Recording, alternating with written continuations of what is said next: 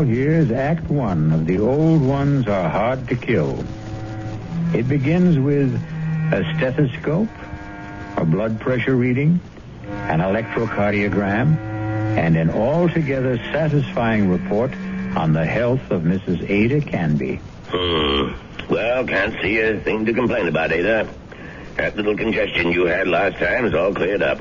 All in all, I'd say you're doing fine. For a woman my age, you mean? The older the chicken, the tougher it is to kill. That's what my grandmother used to tell me, and she lived to be 98. Speaking of relatives, you see much of Walter. My grandson? Oh, the usual once-a-year visit. And he always comes up with the same complaint. What's that? That I shouldn't be living all alone. That big house of yours must get pretty lonely sometimes. Well, the truth is, Dr. George, I'm not alone there. You're not? I decided to take in the boarder last month. Really? I haven't written Walter about it. I'm sure he'd object to my taking in a stranger, but there's really nothing wrong with Mr. Paulson, except his health, maybe. His health? What's wrong with him? Oh, the poor man's had a terrible cold for the past 2 weeks. Won't let me do a thing for him, though. Well, where did you meet this Mr. Paulson? He answered the ad I ran. He's just back from South America. Been living in Brazil for years. He's a very nice gentleman, really. He keeps himself and tends his birds. He has the loveliest blue parakeets. You can hear them chirping all over the house. Oh, it's the friendliest sound. Well, I don't see anything wrong with what you're doing, Ada. Just make sure you don't go and catch the man's cold. There's not much chance of that. The poor man hardly ever leaves his room. Well, how much do I owe you? I'll send you the bill. I'm sure you'll forget all about it. Promise me you'll send it.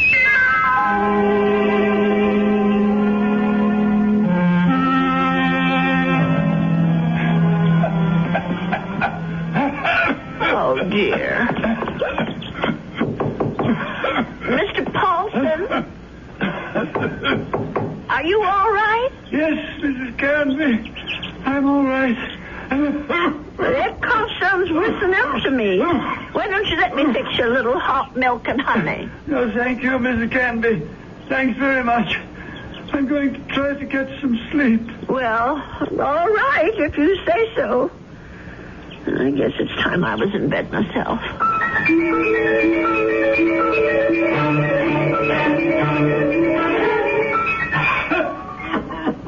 Oh, my, listen to that poor man. I wonder if he keeps his birds awake, too. Mrs. Canby, please. For heaven's sake, is he calling me? Mrs. Canby! He is calling me. I'm coming, Mr. Paulson. Oh, no. Where are those darn slippers? I'll be right there. What is it, Mr. Paulson? What's the matter? Mrs. Canby. Mr. Paulson, just look at you.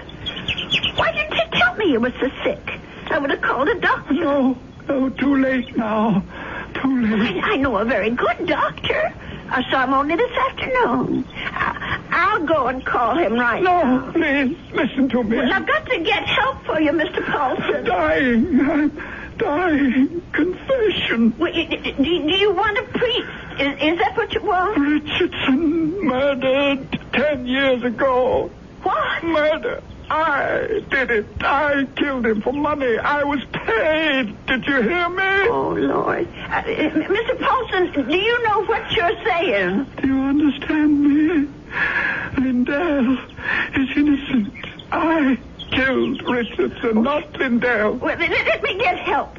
You can tell them yourself, Mr. Paulson, and the police and the doctor. You tell them, please. Tell them to free Lindell. He's innocent. Tell them I'm the one who killed Richardson 10 years ago. Oh, I don't know anything about such things, and I don't want to. I did it. I killed Richardson. I did it. I don't want to hear it. Please don't tell me. Please. Mr. Paulson, Mr. Paulson? Oh, dear God, I think he's gone.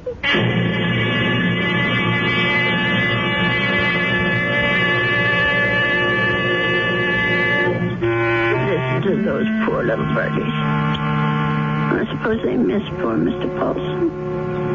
I'll lay them in his room. Well, let's see about this letter now. Dear Walter, I hope you don't mind my turning to you for advice, but I really don't know what to do. It's been 3 days since my boarder, Mr. Paulson, passed away, and I still haven't told the police what the man said to me. I just can't bring myself to get mixed up in anything like this. Dear, what's the use of writing Walter? He'll probably think I've dreamed it all up. No, I'll just forget it. Only how do you forget such a thing? Those names, I keep hearing them. Richardson, Lindell. Lindell is innocent. Oh, dear God, what if it's all true? If Mr. Paulson actually murdered this Richardson and Lindell is innocent? Only, well, who are they? I wonder if the telephone book, well, why not? Let's see. Richard, all right. C-H-A-R-S. Yes, here it is. Oh, Lord, there's dozens of them. Well, I'll try Lindell. That wouldn't be as common, I don't suppose. Yes, here it is. There's only about half a dozen, then. C-L-D-E-L-L. Oh, my heavens. Lindell and Richardson. Both names together. Lindell and Richardson Investments. 9 Concourse 4153132. I wonder if... Well, maybe it's the only way to be sure.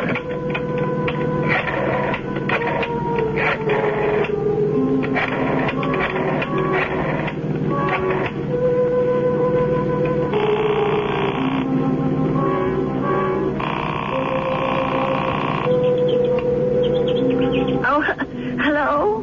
May I speak to Mr. Lindell? He isn't? Well, then what about Mr. Richardson? Oh, I see. Well, is there someone there I can speak to? Yes, please. Thank you. Hello. This is Mr. Chelton. May I be of service? Well, maybe you can. I want to know about your Mr. Richardson, about when he died. I think I did business with him once, a long time ago. Well, it's 10 years, madam, just about. But if you're interested in investment advice... Well, I'll think about it. Thank you very much. 10 years. Well, it could be a coincidence. I guess it all depends on how he died.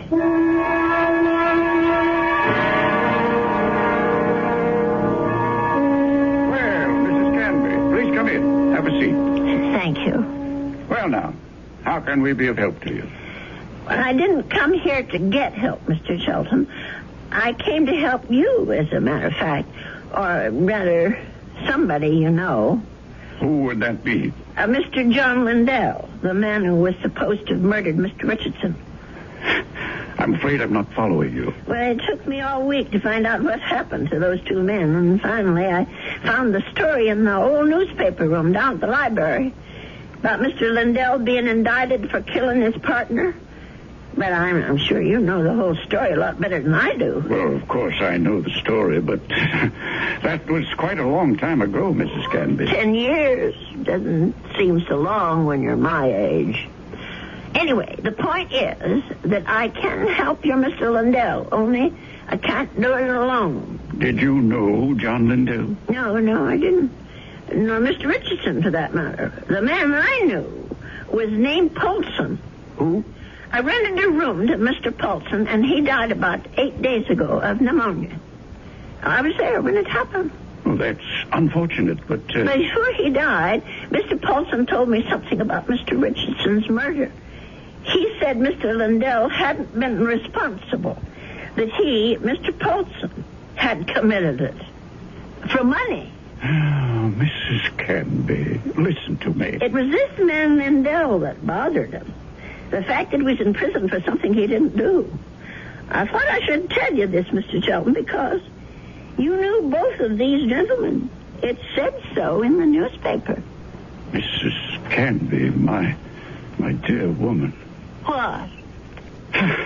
I don't know what silly story you heard, but it's completely wrong. There wasn't any question about what happened. This boarder of yours, whatever his name is, merely had an obsession. Well, just the same, I thought you could follow through on this business. Yeah. Tell the police, because if it is true, Mr. Lindell should be freed. On evidence like that? I don't know anything about evidence. I'm just telling you what I heard.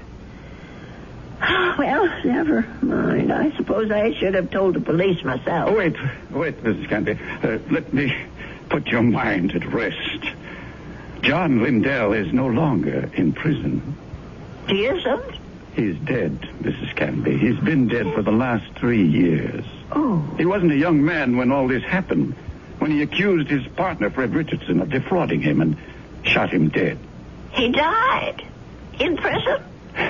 Even if all you say is true, that this man was Richardson's murderer, you can't help John Lindell any longer. He's beyond that. But his name, don't you want to clear his name? Have you any proof? Any living witness? Just myself. Forget it, Mrs. Canby. That's my advice to you. The old wound is healed. Don't reopen it. Oh, well, it troubles me so. I haven't thought of anything else since it happened. Perhaps if I saw a minister, if I had some advice from a man of God. Mrs. Canby, now you said something. Now you've shown me the way. That's where our answer lies, dear woman, in prayer. Mm-hmm. In the forgiveness of our dear Lord. Will you pray with me, Mrs. Canby? Pray? Here? Why not? God is everywhere. Please, join me. Dear Lord, tell us what to do. Give us your divine guidance. Show us the path to righteousness. Mr. Shelton, Help us, O Lord. Help us to understand. Teach us to forgive the sins of others and to forget them. To forget. I feel much better now, Mrs. Canby. Do you? I'm not sure. Let us turn this matter over to God, Mrs. Canby. Not to the police, but to the Lord. It's in his hands now. Don't you agree? Well, in a way, that's true. Since they're dead now. All of them.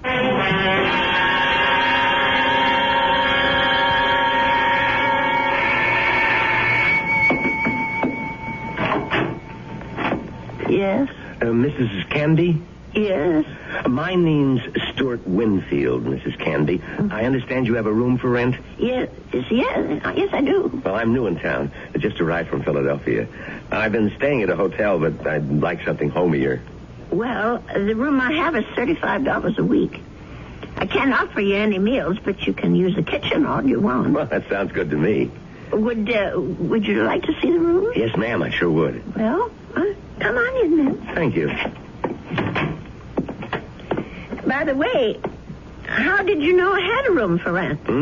I was going to place an ad this weekend. Oh, I guess someone at the hotel mentioned it. I forget just who.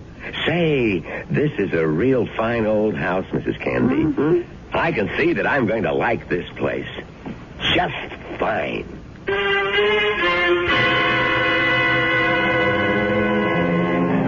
And so Mrs. Canby has a new boarder. He's a very personable young man with a great deal more charm than old Mr. Paulson had. Perhaps in a little while, Mrs. Canby will be able to forget her former boarder and the shocking confession he made on his deathbed. I'll be back shortly with Act 2. I want to...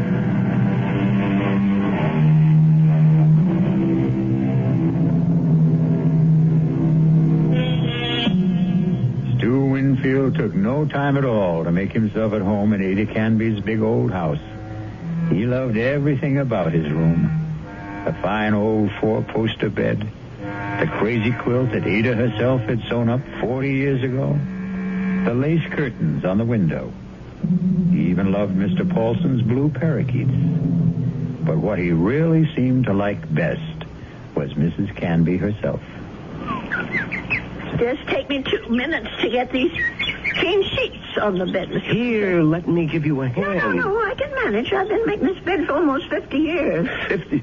You've lived in this house that long? Moved in here when I got married back in 1919.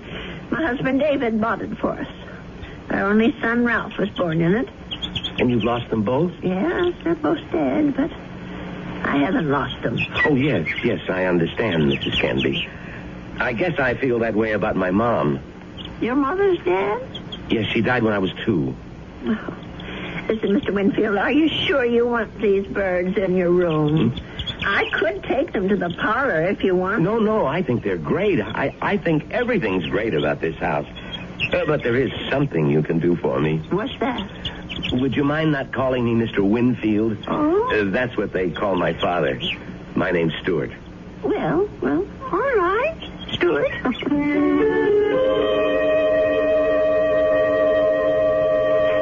Dear Walter, I think it's about time I told you that I have a boarder in my house. Mr. Winfield is the nicest young man you could want to meet. He's a great deal friendlier than my first gentleman, Mr. Paulson, and he seems to like nothing better than to sit around evenings and talk. We talk about his home and his parents and his plans for the future. I think the poor boy misses his home and family, and I'm sort of a substitute for all that. You know, it isn't really fair, Mrs. Canby. You said I had kitchen privileges, but that doesn't mean you have to cook for me. Well, it's a pleasure, Stuart. I haven't had anyone to cook for in years. You're kidding.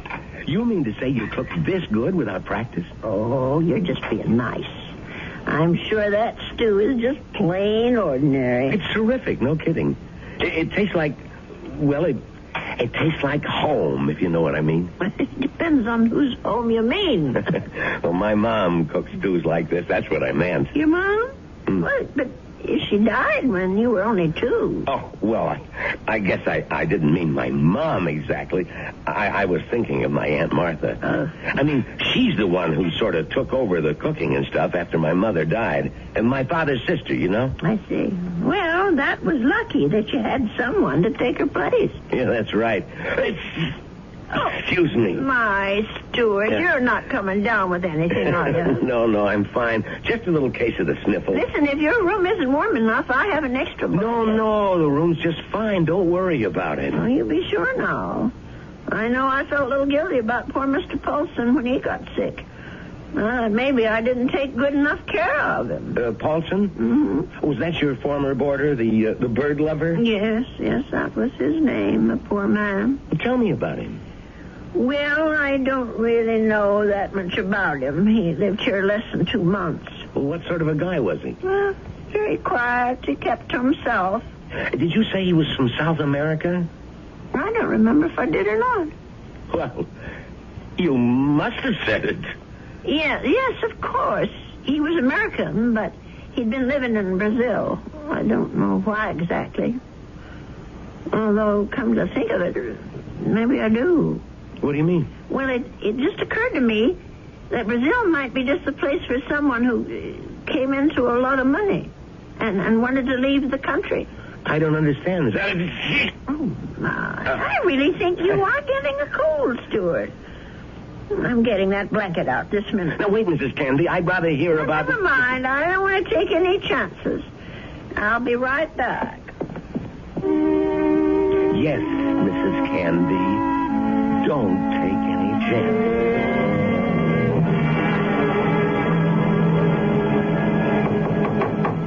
Stuart? Yes? Come in. I brought you a tray, Stuart. Oh. No, you shouldn't have gone to all that trouble, Mrs. Canby. Wasn't the least bit of trouble. Besides, you've got to have some supper. Feed a cold and starve a fever. That's what I mean, I was going to come out to the kitchen and get myself a sandwich or something. You didn't have to bring it to me. Oh, look at that. Is that roast chicken? Well, that's what it's supposed to be. I hope it tastes all right. Noodle soup with dumplings. Mrs. Canby, you're spoiling me rotten. Do you know that? Yeah, I just thought it'd be a good idea if you stayed in bed and took it easy. You weren't planning to go out tonight, were you? No, I was just going to stay in and read for a while. Maybe watch television. Oh, that's good. Here, I'll just set this tray down. Oh, the service here is just too good. Oh, we never finished our talk the other day about that boarder of yours, Mr. Paulson. Well, there's not much to say about him, really. Well, you said something about his living in South America. You said you thought you understood why he was living there. Sounded real interesting. Well, the truth is, Stuart, there is something to tell about Mr. Paulson. Maybe you can help me feel better about it all. About what? I'm not going to tell you if you don't eat. All right, Mrs. Canby, I'll eat. Well, it happened just about 3 weeks ago.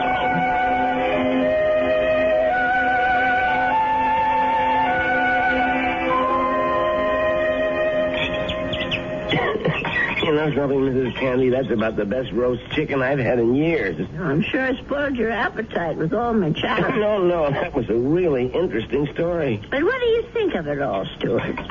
No, the killer is the man who hired Mr. Paulson. Don't you see? Is it right that he should get away with it? Now, wait a minute. You're jumping to conclusions. No, I'm not. Mr. Paulson told me that he was hired to do this thing. Well, maybe he was hired by Lindell. Maybe Lindell hired him, and then Paulson got cold feet, and Lindell did the shooting himself. No, I'm sure that isn't true. You see, I read the newspaper article all about it. Well, you really were thorough about this, weren't you, Mrs. Candy? You poor man. That cold's gone to your chest now, hasn't it? No, I'm all right. Stop worrying about me. Let's talk about this other problem of yours. Well, maybe I'm making it more of a problem than it should be. Maybe if I just told the police everything, I could forget it once and for all. No, I really couldn't advise that, Mrs. Candy. Well, it said in the newspaper story that the two men were partners in that investment firm. Mr. Lindell thought that his partner Richardson was cheating, taking money out of the firm, and that's why he's supposed to have shot him. Wasn't there a witness to the shooting? Why, yes, I think there was.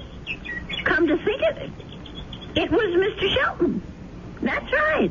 Well, doesn't that wrap it up for you? Well, it would if it wasn't for Mr. Paulson. Listen, Mrs. Candy, you know how much I like you. Why, in just a few days, you're more like family to me than my Aunt Martha ever was. Well, it's nice of you to say, Stuart. And that's why I want you to listen to me about this. That's why I want you to forget about this whole foolish thing. And listen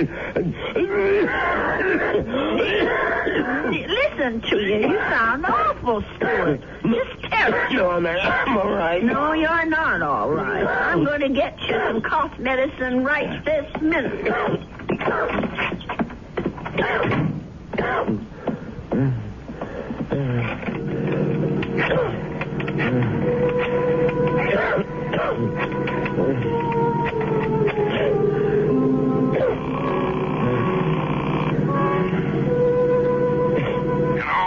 Mr. Shelton, it's me, Winfield. Well, what's happening? I think I better stick around for a few more days, Mr. Shelton. The old lady's beginning to get fidgety, if you know what I mean.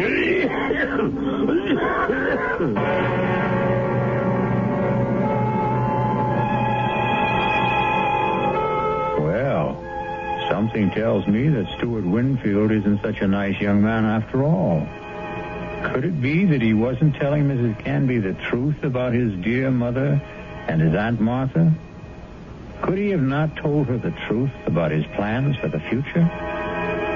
Of course, the real issue is, what sort of plan does he have for Ada Canby's future? I'll be back shortly with Act 3. If you want to watch...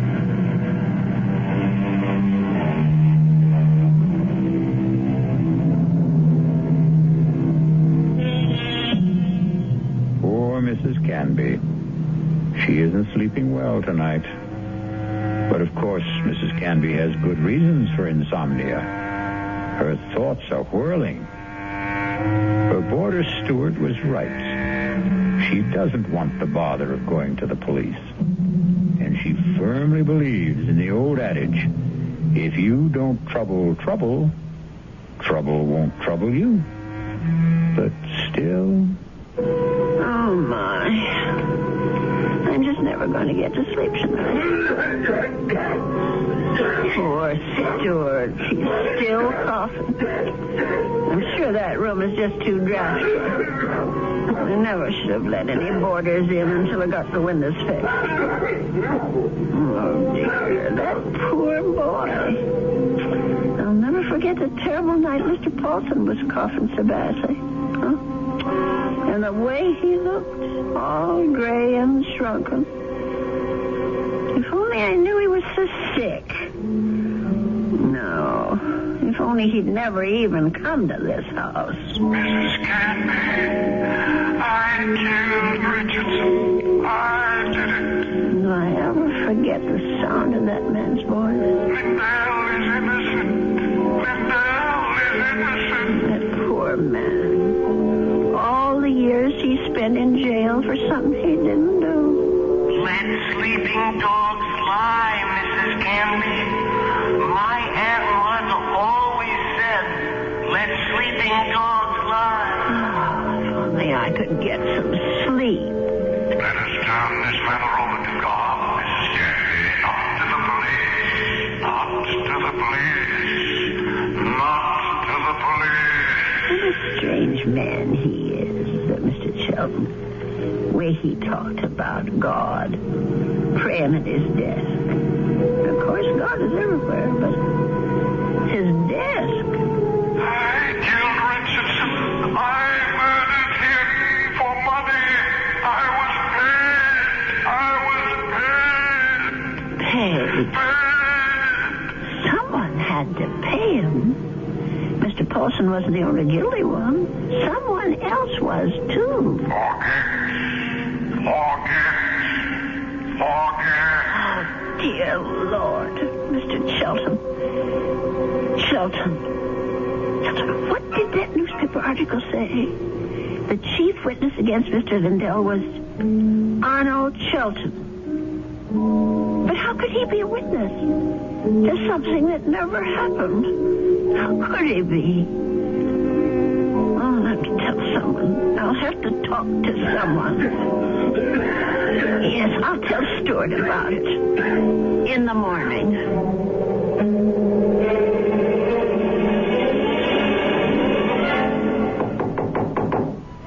Stuart, are you awake? Yes, I'm up, Mrs. Canby. Come in.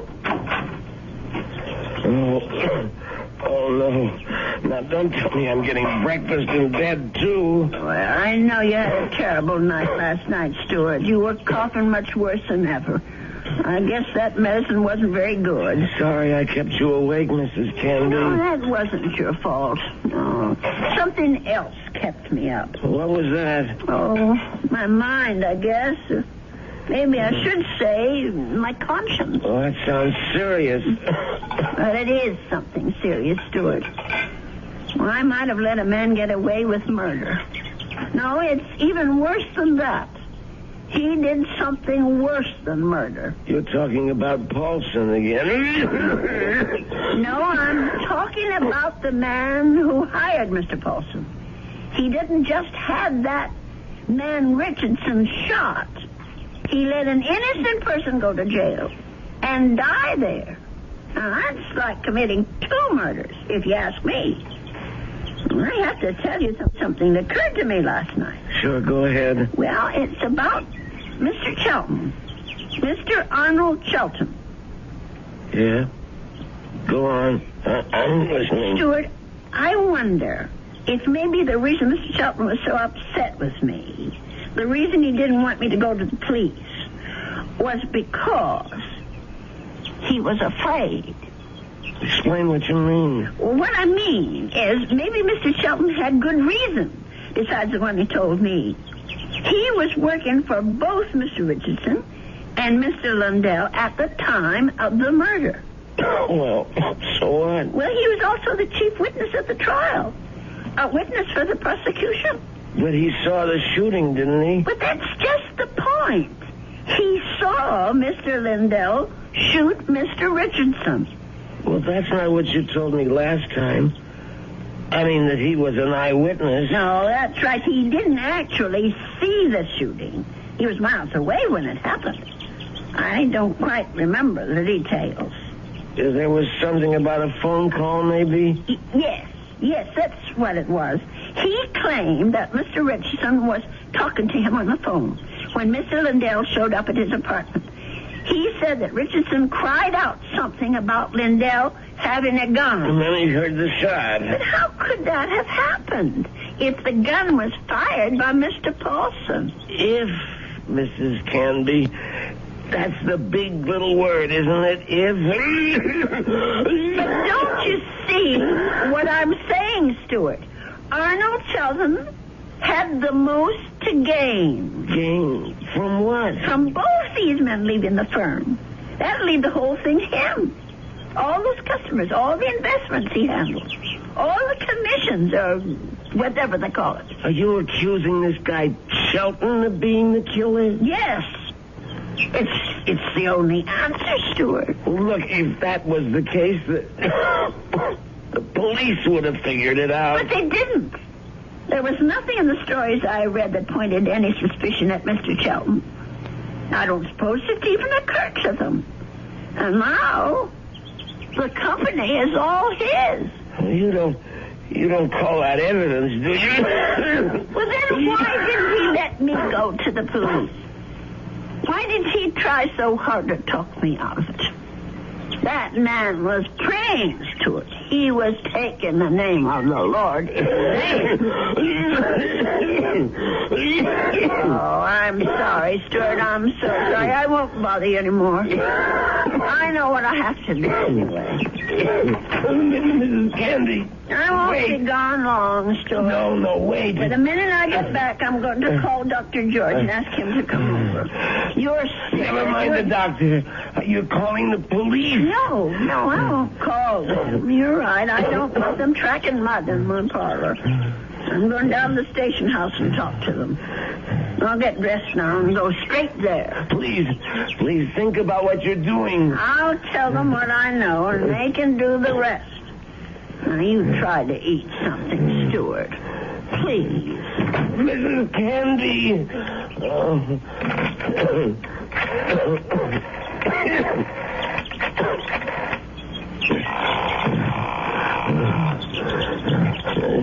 Sheldon?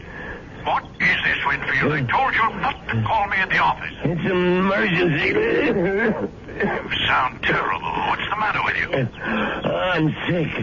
Only you're going to be a lot sicker. What are you talking about? The old lady. I can't stop her. She's decided to talk. What? She figured it out. Figured out exactly what you did, Sheldon, and how you did it. You fool. You've got to stop her. Do you hear me? That wasn't part of the deal, Sheldon. It's all of the deal now. The price didn't include anything like that. The price just doubled. Old ladies are always having accidents. Make her have one. Make her have one now, Winfield. All right. She's gonna have a fall down the cellar steps. Right now.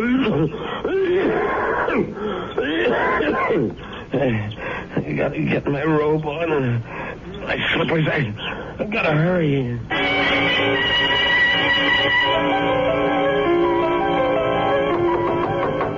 Stuart?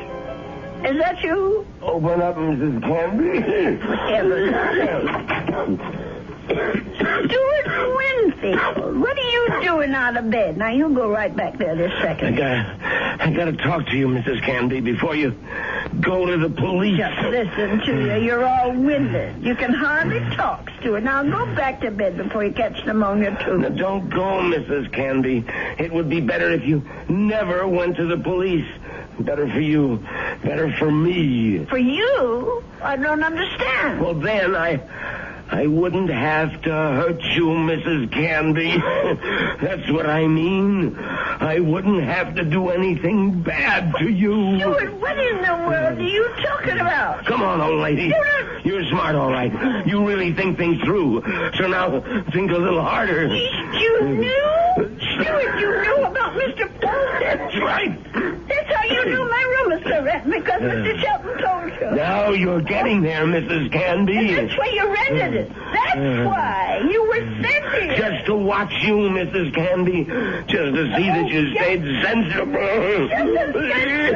Mr. Shelton did. I was hoping you'd never change your mind about calling the police. I didn't want this part of it. This isn't the part I like.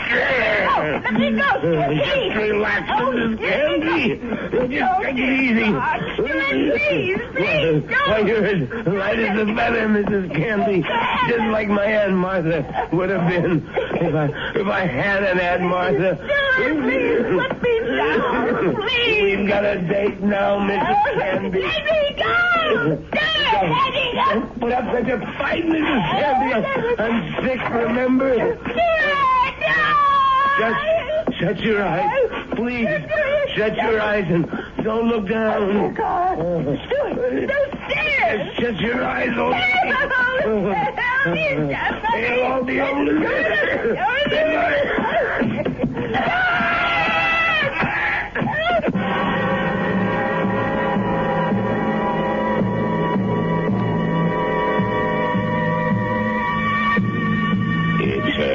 It's all right now, Ada. Just be glad that it wasn't you at the bottom of those stairs. Well, will he be all right, Dr. George? Now, what do you want to worry about that man for? Truth is, his injuries don't amount to very much. A couple of broken ribs seem to be the worst of it.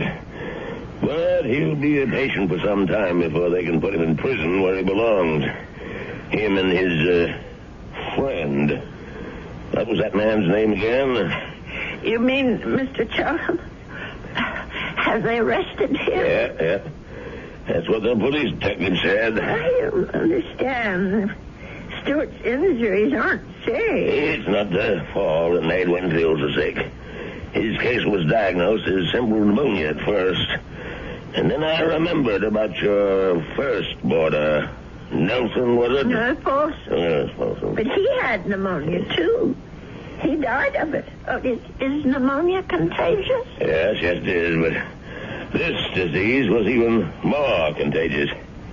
It's a pneumonia caused by a disease called psittacosis, better known as parrot fever. You get it from sick birds, like the parakeets in your spare room. Oh, no. Mr. Paulson's bird. Sorry, Ada, but they had to be taken out and destroyed. Oh, what a shame. There's one reason I feel sorry for them. They saved your life. Made Mr. Winfield too weak even to throw a little old lady down a flight of steps. Those poor little creatures. Yeah, but you can be grateful they didn't make you sick, too. Parrot fever is so contagious that no more than one person in 1,000 could be exposed to it and escape infection.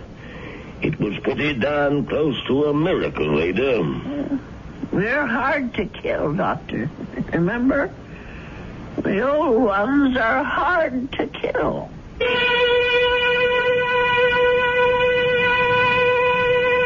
They say that people are living longer than ever before. And when we look at Ada Canby, we can understand why. She's a tough old lady.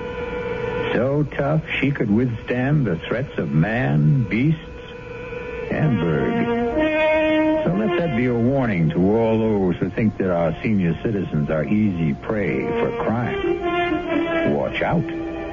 They may turn the tables on you. Or the stairs. I'll be back shortly.